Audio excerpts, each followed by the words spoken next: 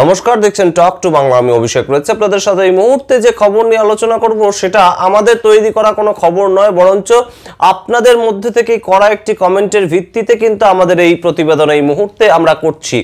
এবং আপনাদের বারংবার আমরা বলি যে আপনারা কমেন্ট করুন, সেই কমেন্ট যদি গঠনমূলক কমেন্ট হয় তাহলে অবশ্যই সেই নিয়ে আমরা পরবর্তীতে আপনাদের নাম উল্লেখ করে, আপনাদের আইডি উল্লেখ করে একদম সেই কমেন্ট পড়ে শোনাবো এবং তার ভিত্তিতে প্রতিবেদন তৈরি করব। যেমন আমাদের একজন একনিষ্ঠ পর্যবেক্ষক, আমাদের একজন একনিষ্ঠ প্রত্যেকটি প্রতিবেদনই তিনি দেখেন, তার নাম দয়াল ঘোষ, সম্ভবত তার আইডি হচ্ছে @ঘোষ দয়াল।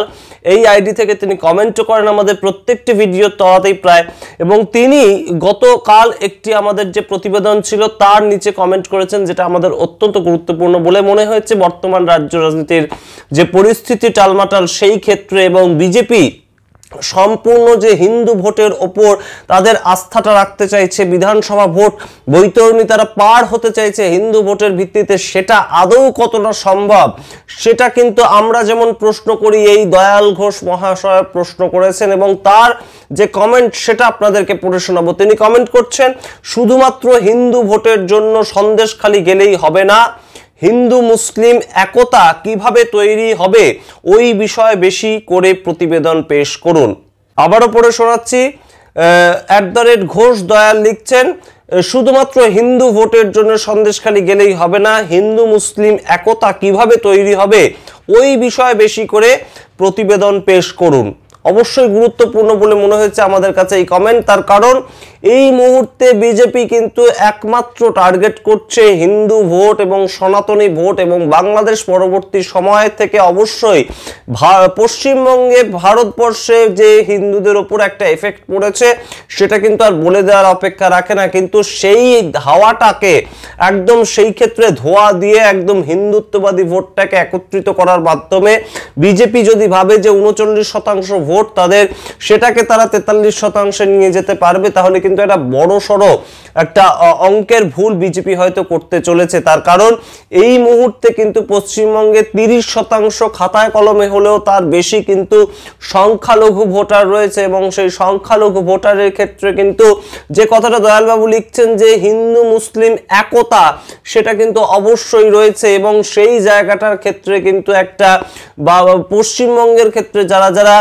একদম শাসক দল হিসেবে এসেছেন, কংগ্রেস হতে পারে, সিপিআইএম হতে পারে কিংবা বামফ্রন্ট এবং পরবর্তীতে তৃণমূল কংগ্রেস, তারা কিন্তু প্রত্যেকেই সংখ্যালঘু ভোটারদেরকে একত্রিত করার মাধ্যমে এবং অবশ্যই হিন্দু ভোটারদেরকে একত্রিত করার মাধ্যমে ভোটটাকে পরিচালনা করেছেন।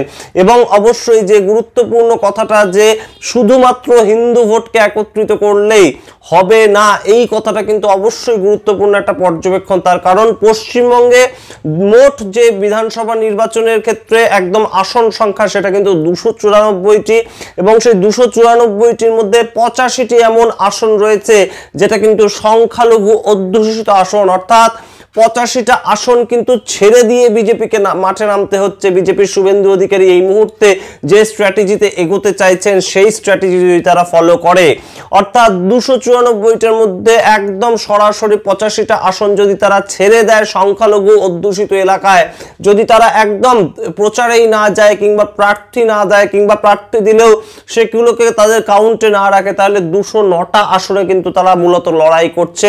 294 থেকে 85 বাদ দিলে 209টা আসনে কিন্তু লড়াই করতে চলেছে বিজেপি। এবং ভারতীয় জনতা পার্টি যদি মনে করে থাকে 209টা আসনের মধ্যে লড়াই করে 148টি অর্থাৎ ম্যাজিক ফিগার তারা তুলে ফেলতে পারবে, 209টির মধ্যে 148টি ম্যাজিক ফিগার তারা তুলে ফেলতে পারবে, সেটা কিন্তু খুব সহজ হবে না খেলাটা।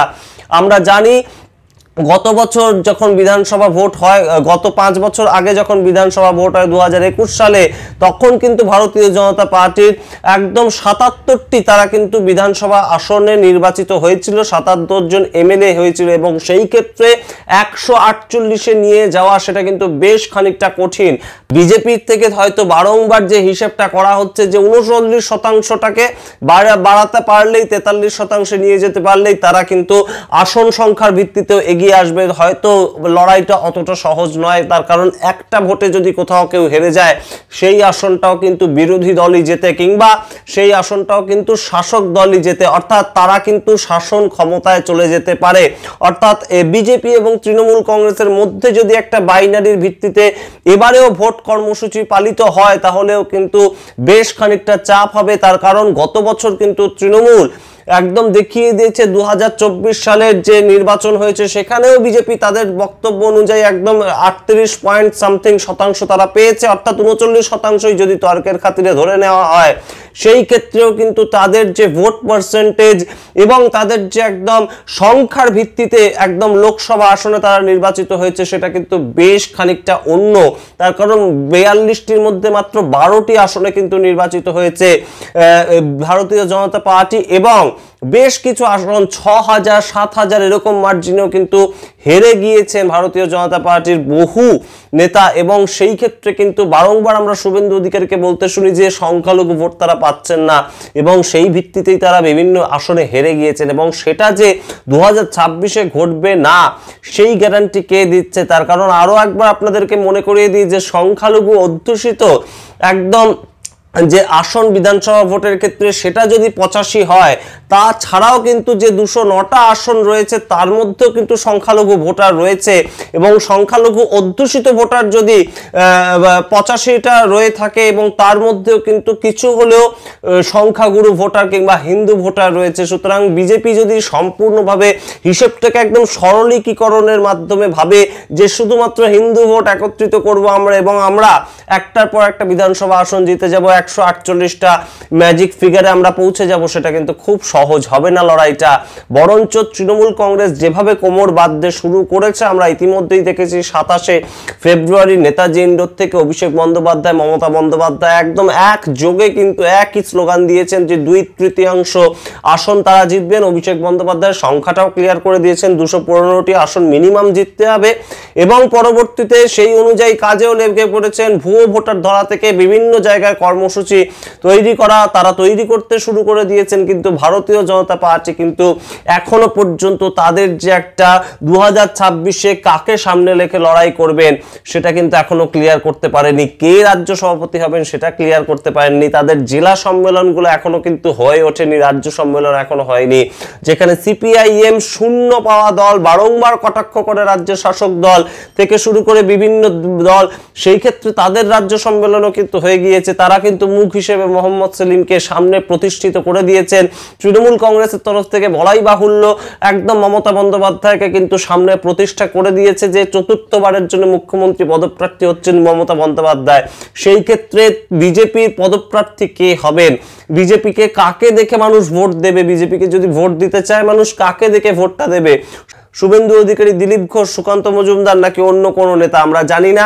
বিজেপি কি ভাবছে, কিন্তু হিন্দু মুসলিম একতা এটা কিভাবে বাড়ানো যায়, যে কমেন্টটা দয়াল বাবু করেছিলেন যেখান থেকে আমাদের প্রতিবেদন শুরু হয়েছিল আজকে, অবশ্যই কিন্তু গুরুত্বপূর্ণ। এবং সেদিকে কিন্তু ভারতীয় জনতা পার্টি থেকে শুরু করে ভারতীয় জনতা পার্টির বিরোধী দলনেতা শুভেন্দু অধিকারীকেও নজর দেওয়া উচিত বলেই মনে করে রাজনৈতিক মহলের একাংশ, এবং আমাদেরও কিন্তু তাই মনে হয়। তার কারণ শুধুমাত্র সনাতনী ভোটের ভিত্তিতে কেন্দ্র করে কিন্তু 39 থেকে 43% ভোট মার্জিন নিয়ে যাওয়া এবং তার পরিপ্রেক্ষিতে 148টা ম্যাজিক ফিগার জিতে যাওয়া বিধানসভা নির্বাচনে সেটা কিন্তু খুব সহজ হবে না লড়াইটা। আমরা অবশ্যই তাকিয়ে থাকবো পরবর্তীতে বিজেপি তাদের স্ট্র্যাটেজি চেঞ্জ করে নাকি এই স্ট্র্যাটেজির ভিত্তিতেই, যে কথাটা বারংবার শুভেন্দু অধিকারী বলেন যদি আসাম পারে, হেমন্ত বিশ্ব শর্মা পারে, উত্তরপ্রদেশ পারে, তাহলে পশ্চিমবঙ্গ কেন পারবে না?